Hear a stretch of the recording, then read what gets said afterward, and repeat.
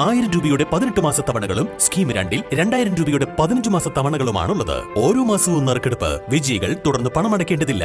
Anupama gold gallery, golden diamond, Edavanna, Thiruvali, Othayi.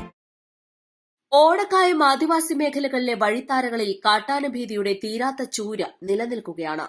ജീവനും കൃഷിയും ചവിട്ടിമെതിച്ച് ആനക്കൂട്ടം ഇറങ്ങുമ്പോൾ ജനവാസമുള്ള ഇവിടങ്ങളിലെ കുടിലുകളിൽ രാവുറങ്ങുന്നില്ല.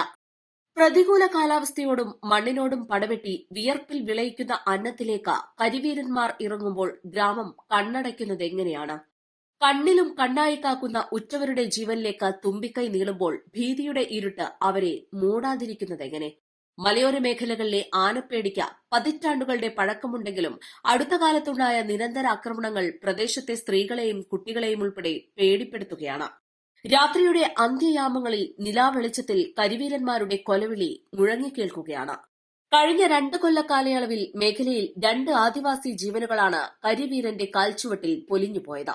നിലമ്പൂർ ആദിവാസി മേഖലകൾ കഴിഞ്ഞാൽ അടുത്ത കാലങ്ങളിൽ ഏറ്റവും കൂടുതൽ കാട്ടാനശല്യം അനുഭവിക്കുന്ന മേഖല കൂടിയാണിത്. കാട്ടാനകളുടെ ആക്രമണം മൂലം കഴിഞ്ഞ വർഷത്തെ കാർഷിക നഷ്ടത്തിന്റെ കണക്കെടുത്താൽ തന്നെ ലക്ഷങ്ങൾ വരും. കാർഷിക മേഖലയെ ജീവിതമാർഗമാക്കിയ ഇവർക്ക് നിരന്തരമുള്ള കാട്ടുമൃഗശല്യം മൂലം മേഖലയിൽ കൃഷി അസാധ്യമായിരിക്കുകയാണ്. കാട്ടാനശല്യവുമായി ബന്ധപ്പെട്ട് നിരവധി തവണ അധികൃതർക്ക് പരാതി നൽകിയിട്ടും ഇതുവരെ യാതൊരു നടപടിയും അധികൃതരുടെ ഭാഗത്തുനിന്നും ഉണ്ടായിട്ടില്ല.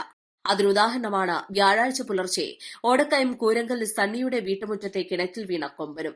ഇത്തരം സംഭവങ്ങൾ ഉണ്ടാകുമ്പോൾ മാത്രം താൽക്കാലിക നടപടികൾ സ്വീകരിക്കുന്നുണ്ടെങ്കിലും ഫലപ്രദമായൊരു നടപടിയും സർക്കാരിന്റെ ഭാഗത്തുനിന്ന് ഇതുവരെ ഉണ്ടായിട്ടില്ല എന്നതാണ് വാസ്തവം. 2008ഓടെയാണ് മനുഷ്യർക്ക് നേരെയുള്ള കാട്ടാനകളുടെ ആക്രമണം വർദ്ധിച്ചതായി റിപ്പോർട്ടിലുള്ളത്. 2011 ജൂൺ 15-ന് പോത്തുകൽ പാതാറിലെ കൃഷിയിടത്തിലിറങ്ങിയ കാട്ടാന കർഷകനായ ഹരിദാസിനെ കുത്തിക്കൊന്നു. മെയ് 13-ന് രാത്രി കരുളായി വനത്തിൽ തമിഴ്നാട് തിരുവണ്ണാമല സ്വദേശി കാളിമുത്തുവിന്റെ ഭാര്യ റോജയും കൊമ്പന്റെ കലിക്കിരയായി.